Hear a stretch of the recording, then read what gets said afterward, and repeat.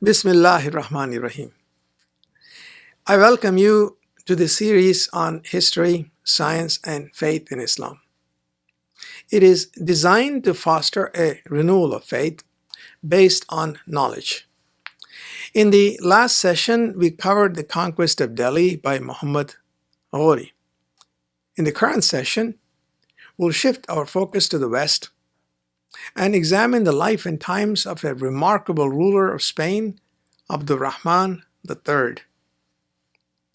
Three men of giant stature dominated Islamic history in the 10th century. These were Abdurrahman III of Spain, Mu'iz of Egypt, and Mahmud of Ghazna.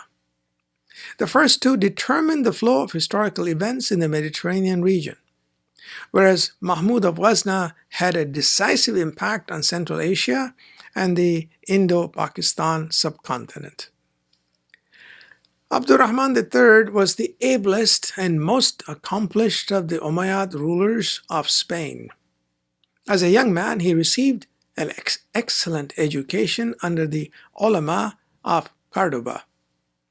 His intellect made him a prince amongst the scholars and a favorite among the literary circles of his day.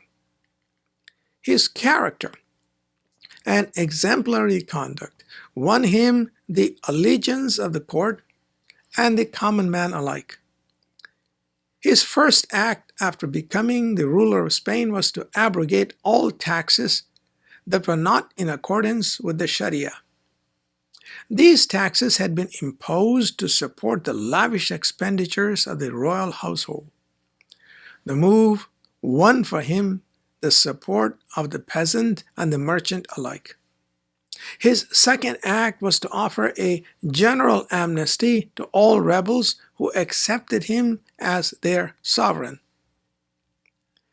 In the year 912, when Abdurrahman ascended the throne as a young man of 23, Spain was adrift without central authority. It had been more than 200 years since Tariq and Musa had landed at Jabal al-Tariq and marched forth to conquer Spain in the name of Tawheed. By the 10th century, chiefs and noblemen were more animated by the love of money than with the love of God. Tribal affiliation and wealth moved them far more than any transcendental idea. Upon ascending the throne, the young ruler faced two major challenges. The first was from the Arab aristocracy based in the old Visigoth capital city of Toledo. The second was the military ideological challenge from the Fatimids, who had made no secret of their desire to conquer Spain. The challenge from the Arab aristocracy was inherent in the pattern of invasions from North Africa.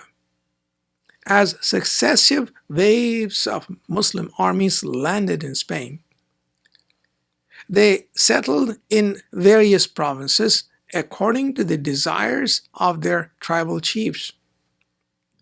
Thus, the Bani Hud controlled Zaragoza. The Zul Nun settled in Toledo. The Banu Abbad were powerful in Seville. The Berbers controlled Granada. And the newly arrived Slavs from Eastern Europe settled in Valencia and the Mediterranean coast. The court of Cordoba was sustained by the allegiance of these tribes. Gradually, the tribal chieftains accumulated privileges which they were reluctant to give up. The Spartan simplicity of the desert warrior gave way to the luxurious lifestyle of the emirs. The court in Cordoba gradually became a prisoner of this privileged class. So, when Abdurrahman abandoned the excessive taxes and took away the privileges of this class, there was an immediate uproar. Particularly upset were the noblemen of Toledo. They had harbored a long-standing grudge against Cordoba for moving the capital out of Toledo. Abdurrahman put down the rebellions with firmness. When he was victorious, he treated the vanquished with dignity and won over their allegiance. The principalities of Badajoz, Zamora, Simancas, Osma, and Toledo were subdued one after another. He then turned his attention to the Christian territories to the north. The Christian chieftains had conducted numerous raids on the Emir's territories and had devastated border areas. In a series of brilliant campaigns, Abdurrahman forced Leon, Castile, Navarre, Galicia, and Alva into paying him tribute. The challenge from the Fatimids was far more serious. The Fatimids considered the progeny of Imam Ismail to be the only legitimate heir to the leadership of the Islamic community and were bitter enemies both of the Abbasids in Baghdad and the Umayyads in Cordoba. By 923, they had captured all of North Africa, had displaced the Idrisi kingdoms from Morocco and Algeria, and had their eyes on Spain.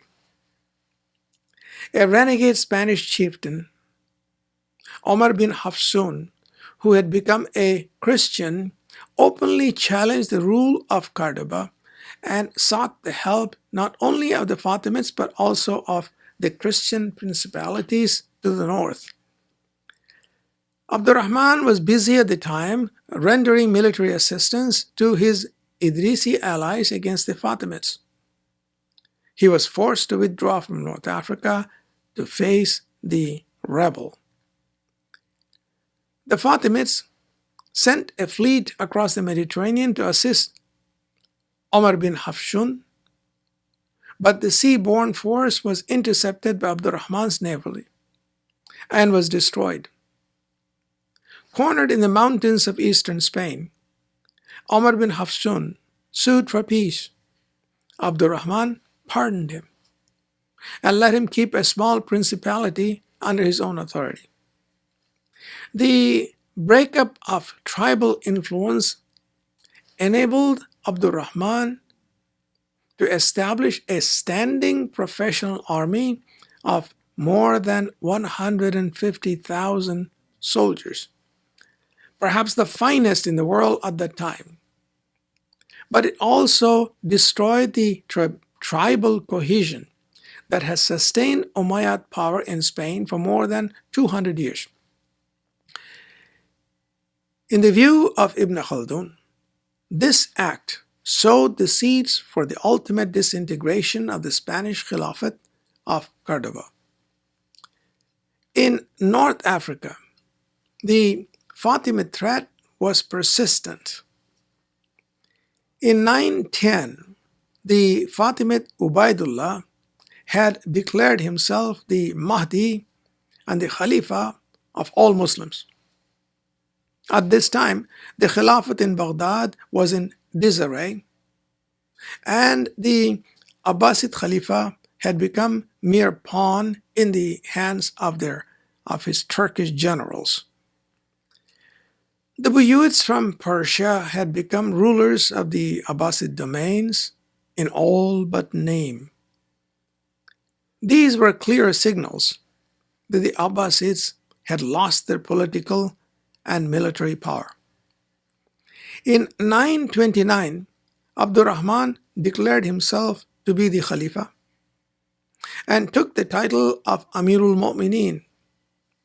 In effect, this was a response to the political and military challenge from the Fatimids in North Africa. Thus, there emerged three contestants to the Khilafat in the 10th century. With the ascent of Muiz in 953, and his capture of Egypt in 969, the balance of power tilted decidedly in favor of the Fatimids. One by one, Fatimid armies overran Spanish strongholds in North Africa, except for a small stretch of land around Ceuta. Mu'iz subdued all of North Africa. The Fatimids had not given up their dream of capturing Andalus and continued to provide assistance to any insurrection that challenged Umayyad rule in the peninsula.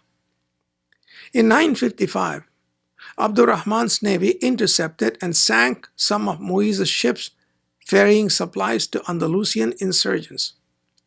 In retaliation, Mu'iz ordered his viceroy in Sicily, Hassan bin Ali, to raid and lay waste the Spanish coast of Almeria. The mutual rivalry between the Umayyads in Spain and the Fatimids in Egypt destroyed the last chance for Muslims to conquer southern Europe. After the disintegration of the Carolingian Empire in France in the 9th century, Europe was in political disarray. The devastating raids from the Nordic Vikings had crippled northern and central Europe. Faced with this onslaught from the north, Europe was vulnerable in the south. However, the Sunni Umayyads and the Shia Fatimids spent more energy fighting each other than projecting their power into Europe. Indeed, the emergence of two centers of political power in the Mediterranean, one based in Cairo and the other in Cordoba, gave an opportunity to the Christian monarchs to play off one against the other. Sensing this historic rivalry, the Greek monarch of Constantinople, involved as he was in a military confrontation with the Fatimids for the control of Crete and Sicily, sent an ambassador to Abdurrahman III asking for an alliance. The monarchs of Germany, France, and principalities of the Italian peninsula made similar representations. Spain, under Abdurrahman, had become a major player in the geopolitics of North Africa, Southern Europe, and West Asia. Abdurrahman was a consummate soldier, an accomplished scholar, a great builder, and a just ruler. He forged Spain into a single military political entity, shorn of the petty rivalries of regional chiefs and Arab tribes. Scholars flocked to his court from Qayrawun, Cairo, Baghdad, and Bukhara. His personal collection of books exceeded 400,000. The court nobility, copying the ways of their sovereign, had their own collections of books. No writer, no scribe, no teacher was without work. Under Abdurrahman, Cordoba grew to be the largest and most cosmopolitan urban center in the world, with a population exceeding 1 million. The city had more than 100,000 homes, 80,000 shops, 700 mosques, and 900 public baths. The streets were paved and were patrolled. The shops were filled with goods from all over the world, and Andalusian merchants were known in distant parts of Eurasia. Agriculture received particular attention, and Spain became an agricultural paradise. Abdurrahman enlarged and embellished the great Mosque of Cordoba. His principal architectural achievement was the construction of his capital, Madinatu Zahra, a marble city constructed 3 miles from Cordoba. So beautiful was this city that visitors came from far and wide to see and marvel at its beauty. Abdurrahman ruled over his kingdom with justice towards people of all religions. Christians and Jews received equal protection under the law. Spain became the most cosmopolitan kingdom on earth. The Khalifa made no distinction between his own household and the common man in matters of justice. When one of his sons was tried by the courts and convicted of treason, Abdurrahman sentenced him to death against the entreaties of his own household. After the sentence was carried out, Abdurrahman was so struck with sorrow that he was never seen to smile again. Abdurrahman III passed away in the year 961 and was buried at Madinatul Zahra. His reign marked the zenith of Islamic civilization in Spain and the pinnacle of its golden age. This brings to a close our session on Abdurrahman III of Spain.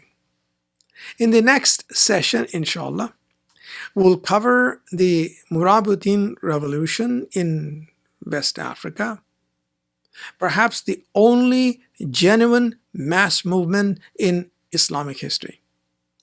Assalamu alaikum wa rahmatullahi wa barakatuh.